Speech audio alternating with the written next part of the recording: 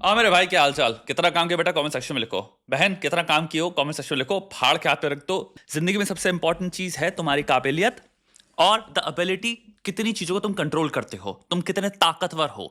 ताकत पाने के लिए ध्यान भो दो। दिमाग से भी ताकतवर बनना है ताकि डिसीजन मेकिंग में खतरनाक हो। पैसे से ताकतवर बनना है ताकि दिमाग से जो डिसीजन मेकिंग ले रहे हो उनको कंप्लीटली ओन कर पाओ। और शरीर से ताकतवर बनना है ताकि भाई तुम भिड़ पाओ जहां भिड़ना है। जिससे काम नहीं होता भैया, अटैक मोड उठाओ, अटैकर्स को देखो नीचे किस लेवल पे फाड़ रहे हैं, कोई नहीं रोक सकता। ऐसा बनना है। 6 महीने में, 1 साल में, 3 महीने में जो भी गोल्स हैं उनको अटैक मोड के अंदर परोस दो। अटैक मोड बना ही है तुम्हारे गोल्स को पूरा करने के लिए, प्रोडक्टिविटी मल्टीप्लाई करने के लिए। बनो अटैकर, आओ। और जिसने जो उखाड़ा नीचे कमेंट सेक्शन में लिखे। Drawback about not living in a city where people are like not influenced by like pop culture is that when you get that I'm wearing Skims, I'm wearing Uggs, I'm wearing a juicy bag, I have my road case on, I'm wearing a cute little 2016 puff, my shades are Miu Miu, and but I have worn them in a Kylie Jenner way. No one here gets that I am serving every other veg, but that is the unique part. All this for whom? No one here knows what is going on with my outfit. Okay, so few points, and let's just, like, I understand there's a very easy तुम्हारा segue that we can take as toward mockery. Let's just really analyze this, right? Because I want us, at least जितने लोग मुझे देखते हैं, sincerely देखते हैं या फिर चैनल खोलते में देखने के लिए, आपकी एक्सपेक्टेशन ये होनी चाहिए कि कुछ कुछ सोचेंगे। सोचने के पॉइंट ऑफ व्यू से फर्स्ट थिंग जो मेरे दिमाग में I when I was watching this is कि एक बहुत पॉपुलर मीम चल रहा है इस वक्त कि एक अमेरिकन इंसान बात कर रहा है, बट लेट्स से अगर इंडियन अमेरिकन वो है तो वो सेंटेंस के एंड में उसकी इंडियननेस बाहर आ जाती है। तो अगर वो बात कर रहा है लेट्स गेट सम डा डा डा डा, एक्सेंट अमेरिकन है लेकिन बीच में एक वर्ड आएगा जो कि इंडियन एक्सेंट का ही है। वो मीम है कि the thing that comes out, and वो सेवरल कल्चर्स वाले अपने अपने कल्चर के हिसाब से बना रहे हैं, स्लाविक वाले अपने बना रहे हैं कि आप जैसे वर्ड्स को प्रोनाउंस करते हो वो चीज़ बाहर आ जाती है। This reminds me, it reminded me very much of that meme because what she is trying to be, उसमें हम जो सुन रहे हैं इज सो मेनी वर्ड्स जिसमें आप एक्चुअली में you sound exactly like an Indian person. क्योंकि हम जो बनना चाह रहे हैं वो है let's just say American, LA, New York वाली रियलिटी। मैंने नहीं कहा इस व्यक्ति से कॉपी करने को, ये खुद से इसने चूज किया है। माई पॉइंट इज कि when you are failing in your self chosen endeavour, उसमें भी नहीं कर पा रहे हो तो एक मिसमैच दिखता है ना कि तुम्हारे सारे शब्दों में जो प्रोनाउंसिएशन है, जो तुम बनना चाहते हो या फिर जो एटलीस्ट जैसे तुम पुटरे भी करो, जैसे तुम कोशिश भी करो, जो प्रयत्न भी है तुम्हारे, उसमें भी तुम्हें दिख रहा है कि ये लार्जली एक कॉपी है। क्या एक्सेंट बेसिस होना चाहिए इसका, वो मैं तय नहीं कर रहा, वो ये व्यक्ति खुद कर रहा है। अगर ये व्यक्ति खुद ही नॉर्मली बात कर रहा हो जैसे इंडियन एक्सेंट होती है जो कि बाहर निकले पड़ी है इनके प्रोनाउंसिएशन में, अगर ये वैसे ही बात कर रहे होते और सेम बात ही कर रहे होते कि मैं इस कल्चर को ऐसे एम्बॉडी करके बैठी हूं और एक्सेंट का गेम मैं नहीं खेल रही, तो मेरा आर्गुमेंट अप्लाई नहीं करेगा। But because she is playing that game, she is trying to sound very very very तुम्हारा एलए गर्ल की जो कोशिश करी जा रही है करने की, अब अगर आप उसमें भी फेल हो जा रहे हो तो आपके कन्विक्शन पे क्वेश्चन आ जाता है ना। सेकेंड चीज आती है, this is a very good representation of what individuality has become in America as well as जहां पे भी वो एक्सपोर्ट कर रहे हैं। हाइपर इंडिविजुअलिटी एसेंस में होना चाहिए एक इंसान जो खुद की डिसीजन मेकिंग पे रिलाई कर रहा है, जो अपने सेल्फ इंटरेस्ट पे रिलाई कर रहा है, एक्सट्रीमिटी पे, यानी कि बहुत हो सकता है सेल्फिश भी हो, पर हम बात कर रहे हैं कुल मिला के एक एलिमेंट की जिसे कहते हैं हाइपर इंडिपेंडेंस। लेकिन रियलिटी में हाइपर इंडिविजुअलिटी क्या लगती है, वो ये है कि कूल ये है जो कि यहां पे परिभाषित रूप में हो गया काइली जेनर, एलए लड़की, हाइपर हाइपर कैपिटलिस्टिक। आप ब्रांड्स के गुलाम हैं, आप ब्रांड्स के द्वारा स्टेटस निर्धारित कर रहे हैं और उस स्टेटस को प्राप्त करने के लिए आपको वो ब्रांड्स पहनने पड़ेंगे, कंडीशन बन गई है। क्या तरीके से मूर्ख बनाया इंसान को। आपको स्टेटस चाहिए, सबको चाहिए। स्टेटस से रिस्पेक्ट मिलेगी, रिकग्निशन मिलेगा, अटेंशन मिलेगी, प्यार मिलेगा। हो सकता है एसेंस कोर में हमें अटैचमेंट से ही आ रहा है, हमें प्यार नहीं मिल रहा लाइफ में, और हमें मिला है प्यार का उत्तर यह है कि मुझे अगर इतने सारे लोग चाहेंगे, सराहना करेंगे, मेरी ताली बजाएंगे तो मुझे प्यार मिल रहा है। तो मुझे ये कैसे मिलेगा? स्टेटस से। कैपिटलिस्टिक कल्चर्स में स्टेटस को प्राप्त करने के मार्कर्स क्या हैं? ब्रांड्स। That's it. इंडिविजुअल सम्मान योग्य तब है जब वो ये ब्रांड्स पहनता है, ये ब्रांड्स की कारें रखता है, ये ब्रांड्स की इमारत में रहता है, ये ब्रांड की लोकेशन में रहता है, इसका घर कितना बड़ा है। तो कंडीशन क्या स्मार्टली रची सोसाइटी है, सोचो। जहां पे जीतता कौन है? बेचने वाला।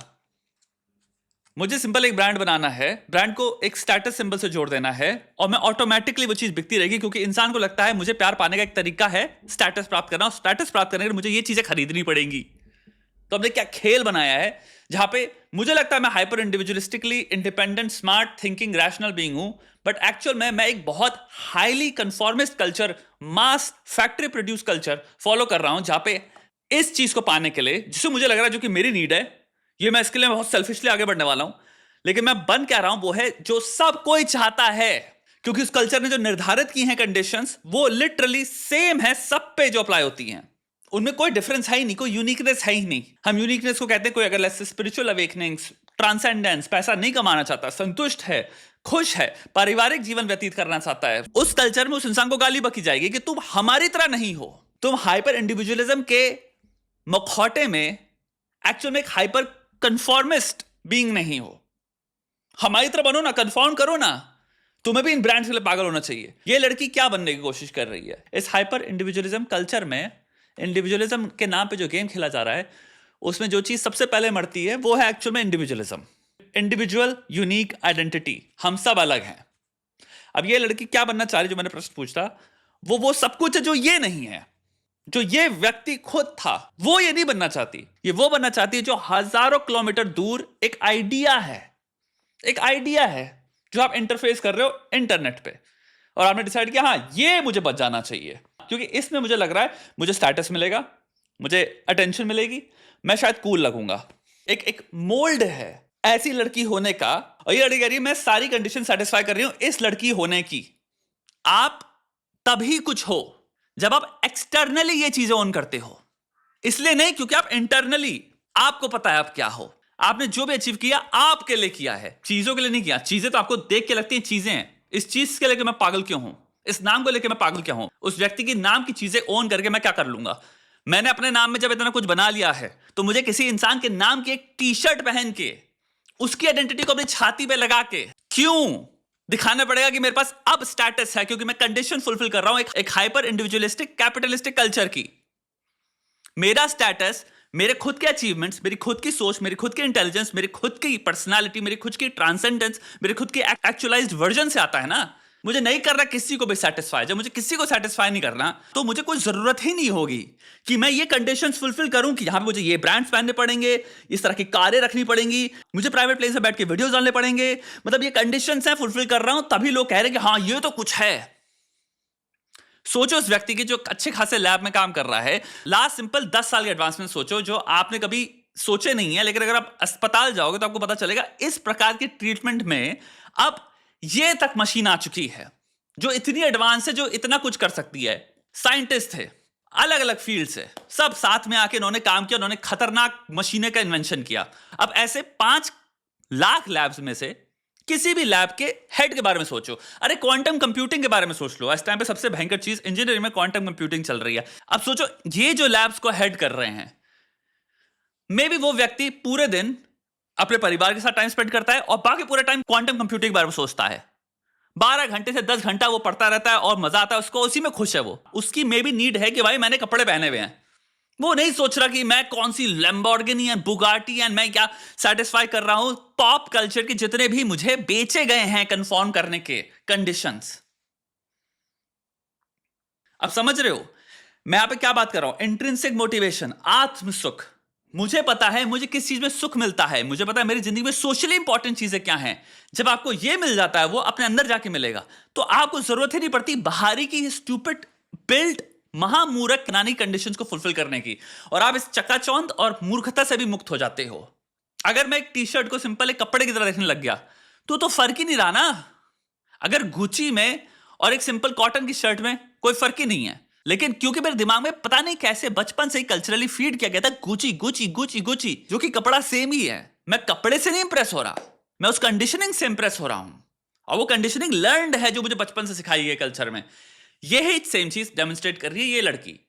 जो इस व्यक्ति की कोई गलती नहीं है, ये भी बच्ची ही है, बट हम इस कल्चर में रह रहे हैं। यहाँ पे बहुत सारे लोग हैं जो कूल बनने के लिए कहेंगे देखो लड़की कितनी बेवकूफ वाले एक्सेंट में बात करिए, बट आप 50 इन्फ्लुएंसरों को ऐसे देख रहे हो जो आपको सेम चीज बेचते हैं, सेम चीज, मर्दों को भी औरतों को भी। और क्योंकि ये चीज सिर्फ और सिर्फ कंफॉर्मिटी के बारे में है, इस चीज में बहुत डरावनी चीज हो जाती है कि अगर दूसरों को फर्क ना पड़े तो आपको समझ में नहीं आता कि मैं कर क्या रहा हूं और मेरे जीवन का मतलब क्या है, क्योंकि आपकी आइडेंटिटी जुड़ गई है एक्सटर्नल सेटिस्फैक्शन में, एक्सटर्नल अप्रूवल में। मैं ऐसा हूं, मैं ऐसा दिखता हूं, मैं ऐसा काम करता हूं, मैं ऐसे बोलता हूं। प्लीज एक्नॉलेज कर लो इसको, प्लीज एक्नॉलेज कर लो इसको। आपको एक कंडीशन रटा दी गई, कन्विंस करा दी गई। सोचो क्या दिमागी खेल है। कुछ लिया नहीं आपसे, सिर्फ आपकी कंसेंट चाहिए थी, सिर्फ आपको कन्विंस करना था। जहां आपको कन्विंस कर दिया, आप गेम में आपको हमने 10% पुल कर लिया है। जहां 10% पुल कर लिया उसको मैंने बेसिस रखा बाकी 90% पुल करने में। अगर आप ये मान सकते हो तो यही लॉजिक यूज करके आपसे अब मैं आपसे पता नहीं कितनी चीजें बनवा दूंगा। ये भी इंपॉर्टेंट है, ये भी इंपॉर्टेंट है, ये भी इंपॉर्टेंट है, ये भी इंपॉर्टेंट है। अब सेल्फ एस्टीम हम किन चीजों से जोड़ के बैठ गए हैं? इन चीजों से जोड़ के बैठ गए हैं। इनसे मिलेगी सेल्फ एस्टीम, इनसे मिलेगी खुशी, इनसे मिलेगा सेटिस्फैक्शन। क्या खेल है सोचो। यही सेम चीजें 10,000 साल पहले, 1,000 साल पहले, 500 साल पहले कुछ नहीं एग्जिस्ट कर रही थी। इंसान क्या संतुष्ट नहीं था? ये सेम बातें इंसान गौतम बुद्ध से लेके तुम्हारे एरिस्टोटल की बात कर लो, वो करता आया है। सेम बात करी एरिस्टोटल ने उडाइमोनिया की, लाइफ ऑफ मीनिंग की। ये लड़की को देख के मॉक मत करना, ये हम ही हैं। ये मास लेवल पे हो रहा है, बट हमारा फॉर्म हो सकता है दूसरा हो, हमारा हो सकता है बिहेवियर इतने कमिटमेंट वाला ना हो, बट हम भी तड़प रहे हैं। एक और चीज मैं बोलना चाहता हूं, डिजाइनर चीजें खरीदने में बुराई नहीं है, एज लॉन्ग एज तुम जानते हो। और ये सबसे इंपॉर्टेंट चीज है कि एक्सटर्नल गेम क्या है और इंटरनल गेम क्या है। अगर गेम को अपने एडवांटेज में रख के खेल रहे हो कि अगर मैं वर्साचे खरीद रहा हूं तो मैं इसलिए खरीद रहा हूं क्योंकि मुझे इस गेम में इधर लोगों को इंप्रेस करना है, जिससे रिटर्न है मेरे पास, पूरी कैलकुलेशन है तुम्हारे पास, वो गेम डिफरेंट है। वहां तुम रिकॉग्नाइज करते हो कि भाई मैं इसलिए नहीं खरीद रहा हूं क्योंकि इसको खरीद के मुझे मीनिंग मिलेगा जीवन में, इससे मैं डिफाइन होता हूं। नहीं, तुम खरीद रहे हो उसको एक यूटिलिटी की वजह से, वो अलग हो गया। तुम्हारे इकोनॉमिक ग्रुप में रिक्वायरमेंट है लेजस से, तो तुम उधर आउट वन आउट नहीं होना चाहते, तुम इसलिए खरीद रहे हो, वो एक अलग चीज हो गई। लेकिन यहां पे जो अवेयरनेस है वो कंप्लीटली फोकस्ड है मेरे को अंदरूनी रूप में, मुझे आत्म सुख के रूप में, आत्म के रूप में क्या सेटिस्फाई करेगा, क्या चीजें हैं जो अभी जल के भस्म हो जाएं तो मैं 2 सेकंड के लिए बॉदर नहीं होने वाला। ये बहुत इंपॉर्टेंट अवेयरनेस होती है। कितने लोग तुम्हारे जीवन में मिलेंगे जो कि बहुत अमीरी वाली चीजें लेके चल रहे हैं पर उनका कोई अटैचमेंट नहीं है उससे, वो है खतरनाक आदमी। ये जो गेम है जो हम देख रहे हैं, ये गेम मास मैनिपुलेशन का है। एक मास मास मास लेवल पे एक बहुत बड़ी पॉपुलेशन को, इंप्रेशनेबल पॉपुलेशन को आप बेवकूफ बना रहे हो। और ये लार्जली एक्सपोर्ट है अमेरिकन कैपिटलिस्टिक कंज्यूमरिज्म से। हैविंग सेड दैट, कैपिटलिज्म कोई बुरी चीज नहीं है, लेकिन कोई भी चीज ब्लैक एंड व्हाइट नहीं होती ना, हर चीज में नुआंस है, तो हर चीज से कुछ क्रिटिसिज्म्स भी हैं। तो ये क्रिटिसिज्म है। सिर्फ 400 साल बाद काइली जेनर का ना कोई नाम, वजूद, अस्तित्व, कुछ नहीं बचने वाला। तुम्हारी कॉन्शियस अवेयरनेस इस वक्त चीजों को समझ रही है। उसमें एक सिंपल सी चीज पूछना, वो एंटिटी जो 400 साल में धूल बन जाने वाली है, मेमोरी में नहीं रहने वाली, वो इतनी टेम्पररी है कि जब तक वो एग्जिस्टिंग है तभी तक उसको लोग देख रहे हैं। हो सकता है 30 साल बाद भी उसकी कोई वैल्यू ना रहे। उसको अगर मैं अपनी जिंदगी का फोकल सेंटर पॉइंट बना ले रहा हूं, तो क्या मे बी ये एक इंफीरियर स्ट्रैटेजी है अपनी जिंदगी में नेविगेट करने की? ये एक अच्छा क्वेश्चन है। तुम्हारे पास एक खूबसूरत दिमाग है जिसके अंदर भयंकर कैपेसिटी है और जिंदगी लिमिटेड है, तो मे बी डिसीजंस वो लो, चॉइसेस वो लो जो अंदर से तुम्हें satisfaction, long term happiness, peacefulness, stability की तरफ लेके जाएंगी। रिलायबल मे बी स्ट्रैटेजी होनी चाहिए जहां पे मैं अपने अंदर कुछ चीजें फिगर आउट कर पाया हूं जो मुझे बताती है खुद से कि ये कर्म करो और मुझे पूर्ण सेटिस्फैक्शन मिलेगा, और मैं खुद को ही सेटिस्फैक्शन दूंगा उस कर्म करने की वजह से। That intrapersonal may be relationship is much better, may be.